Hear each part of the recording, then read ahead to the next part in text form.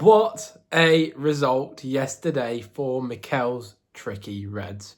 Arsenal 2-1 victors in the North London derby against Spurs.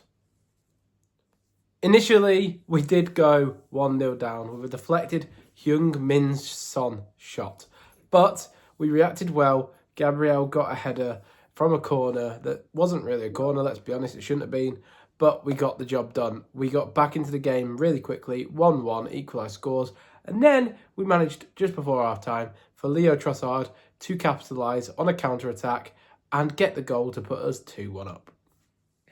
So what does that mean for the title race? Well, Arsenal currently find themselves 4 points behind Liverpool, with Liverpool having a game in hand. So that is a much more fortunate position than previously.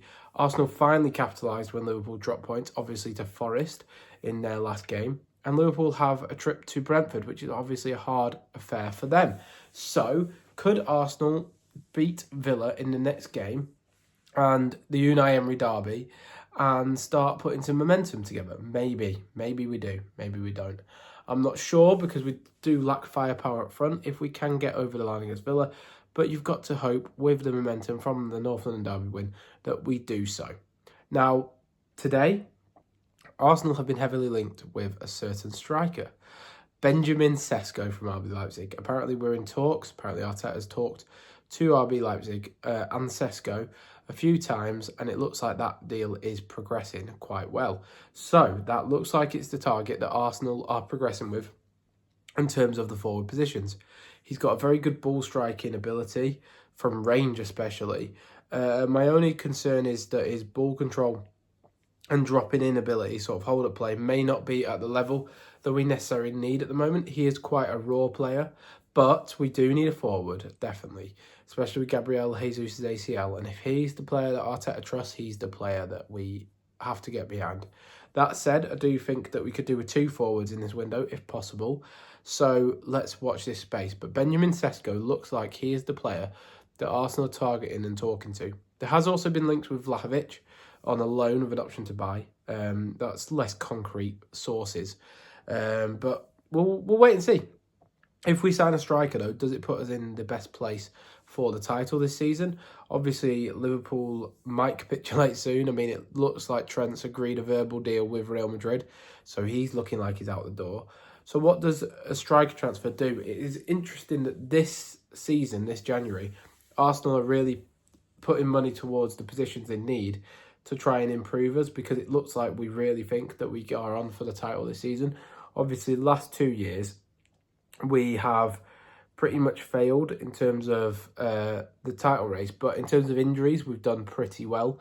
Obviously, Saka hasn't been out prior to this season, and he looks like he's out for 3 more months. So I do think Arsenal do need to put the resources into a forward player, and Benjamin Sesko seems to be the one that we're going to be doing.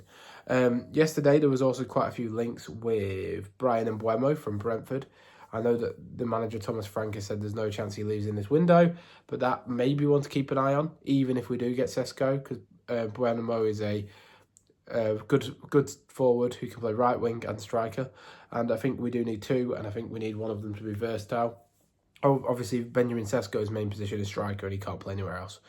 That's not necessarily a bad thing, but I do think we need a versatile forward to supplement the attack a little bit more, because right now we only have Trossard, Martinelli, Havertz, and Raheem Sterling fit, and only one of those can play on the right wing.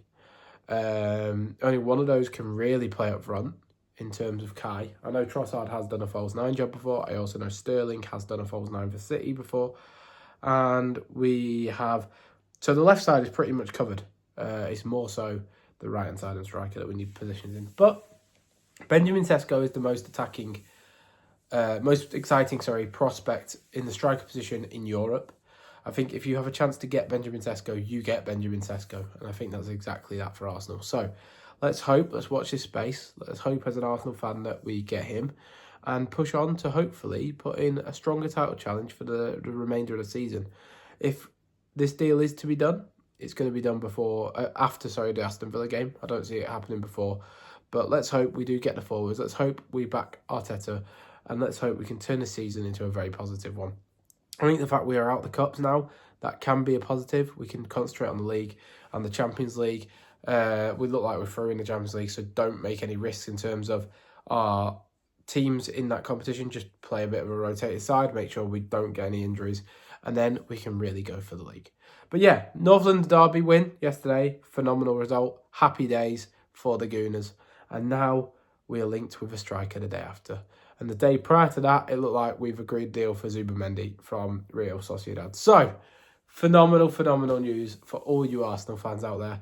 I hope you have enjoyed. Please be sure to like and subscribe if you're new. And I'll see you next time. Goodbye.